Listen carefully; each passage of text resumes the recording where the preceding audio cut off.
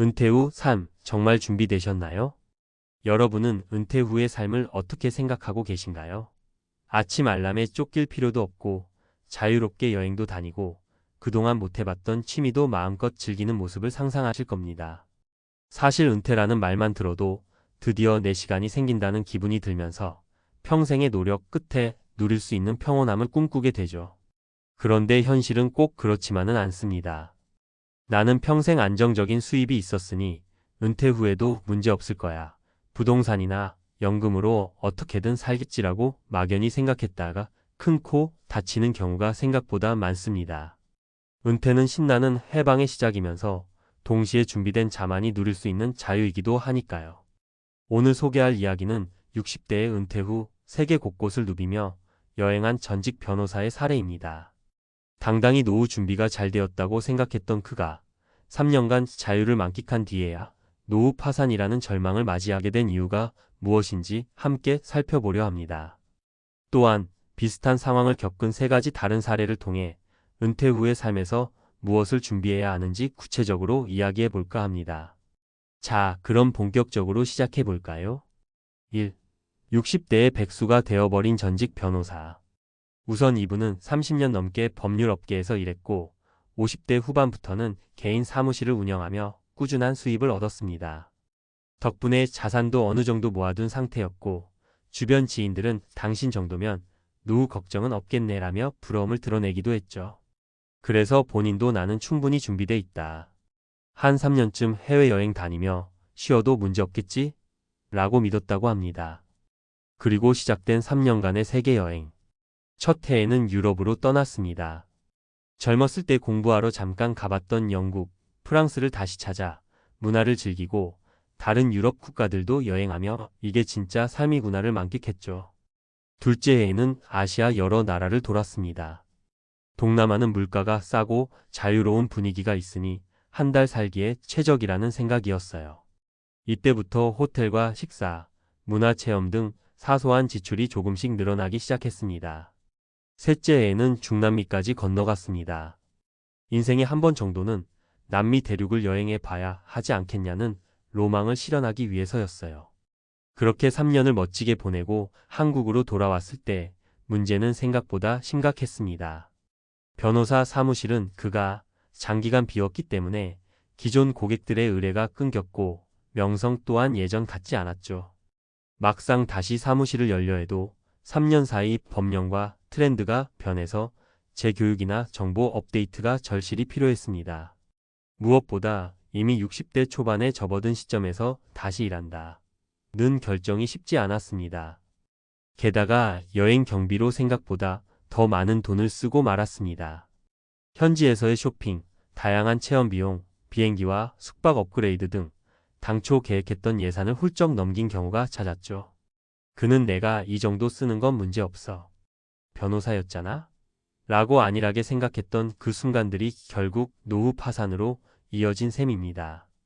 결과적으로 그는 매달 연금으로 들어오는 돈으로는 생계비조차 버겁고 예금과 적금을 이미 다 써버렸으며 부동산도 3년 전에 처분해버린 상황이었습니다.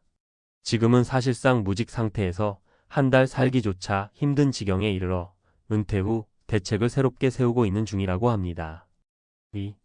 은퇴 후 삶에 대한 다른 세 가지 사례.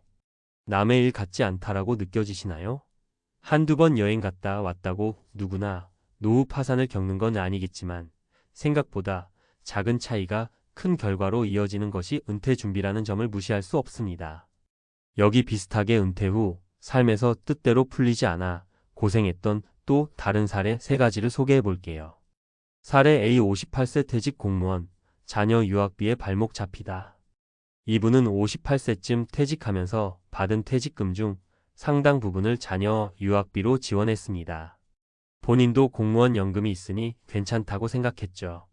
문제는 자녀가 유학을 가서 정착하는데 예상보다 더 많은 비용이 들었다는 겁니다. 학비뿐만 아니라 생활비와 각종 부대 비용이 눈덩이처럼 불어났죠. 공무원 연금이 있다고는 해도 장기적으로 높은 지출이 계속 이어지다 보니 어느 순간 슬슬 적자 상태가 지속되었습니다. 설상가상으로 부동산 경기가 좋지 않아 급하면 집 한 채, 정리하면 되지라고 했던 그 계획도 무용지물이 되고 말았죠.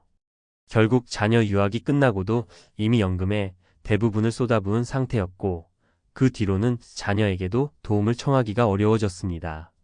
은퇴 이후 내가 더 이상 벌 수 없다는 점을 간과한 채 수입보다 지출이 훨씬 많아진 게 가장 큰 문제였던 겁니다. 교훈. 은퇴 후에는 큰 지출이 발생할 때마다 소득 재원에 대한 확실한 계산이 필요합니다. 명예퇴직금이나 연금이 있으니 괜찮다고 쉽게 낙관해서는 안 됩니다. 사례 B 56세 대기업 임원, 잘 나가던 투자, 실패로 파산 직전. 평생 대기업에서 승승장구하던 임원 출신 어씨는 퇴직 후에도 자신이 투자에 대해선 감이 있다고 믿었습니다. 젊을 때부터 주식 투자, 부동산 투자를 해왔고 어느 정도 성공을 거둔 경험이 있었기 때문이죠. 그래서 퇴직금을 받아서 곧장 새로운 투자처를 찾았습니다.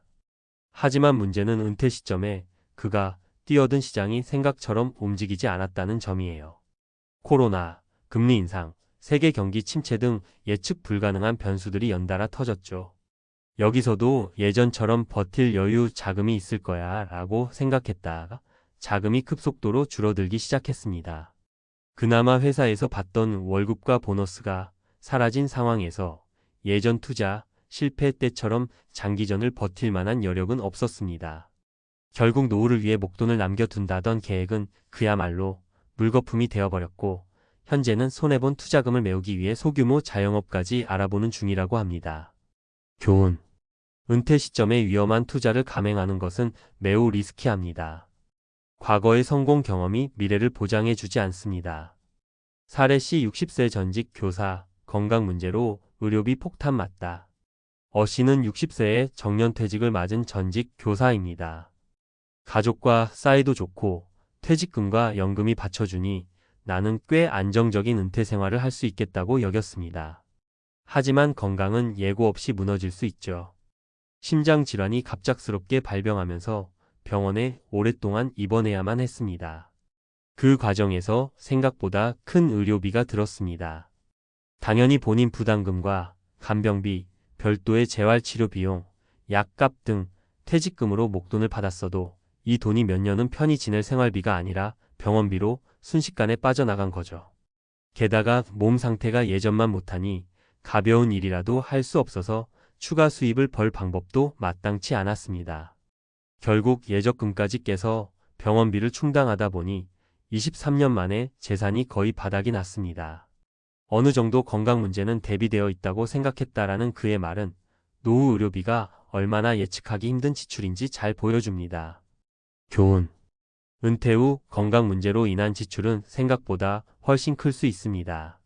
제대로 된 보험이나 의료비 대비책 없이 은퇴를 맞이하는 것은 매우 위험합니다. 3. 은퇴 후 어떻게 대비해야 할까? 위의 사례들을 보면 은퇴가 끝이 아니라 또 다른 시작이라는 것을 절실히 느낄 수 있습니다. 이제 막 은퇴를 하셨거나 곧 은퇴할 예정이라면 지금이라도 아래 몇 가지 사항을 고민해 보시면 어떨까 합니다. 재무 설계의 구체성.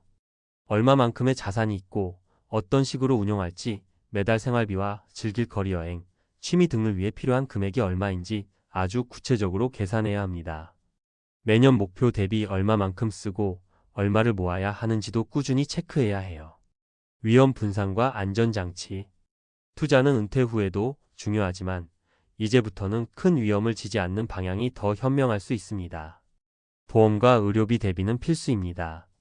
갑작스런 질병이나 사고가 발생하면 모든 계획이 틀어질 수 있으니까요. 계속되는 수익 창출 방법 모색.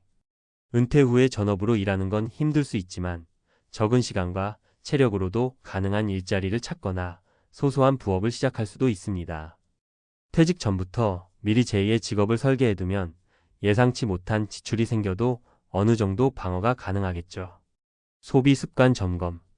현역 시절에 큰 지출에 익숙하다면 은퇴 후에도 그 습관이 이어져서 무의식적으로 소비가 커질 수 있습니다.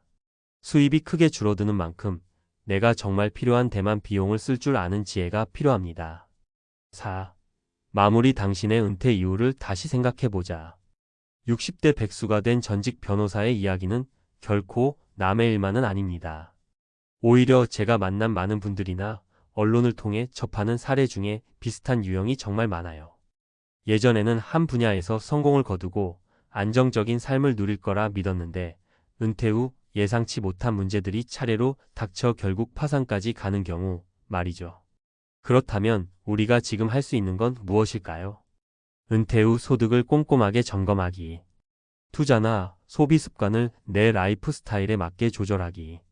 비상사태에 대비할 수 있는 안전장치를 갖추기. 결국 은퇴는 그 순간에 자유만 주는 것이 아니라 새로운 리스크도 함께 안겨줍니다.